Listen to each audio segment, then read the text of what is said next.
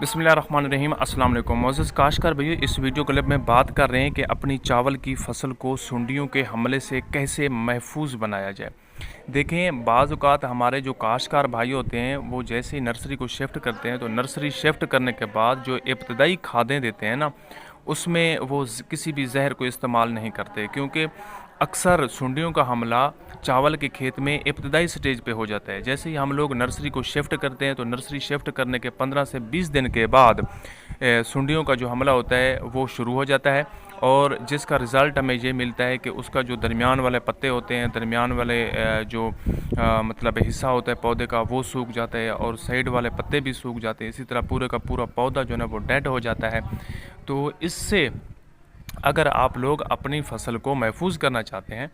तो इसके लिए जो जहरपाशी का अमल है उसको बेहतर और एक अच्छे तरीके के साथ अप्लाई करना होगा अपनी फसल में।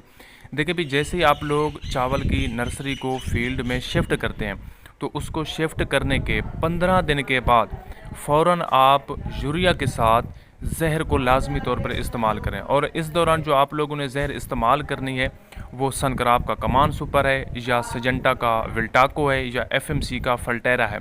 इनमें से किसी एक जहर को आप लोग अपनी चावल की फसल में इस्तेमाल कर सकते हैं, क्योंकि ये वो जहरें हैं जो मज़ीद 15 से 20 दिन तक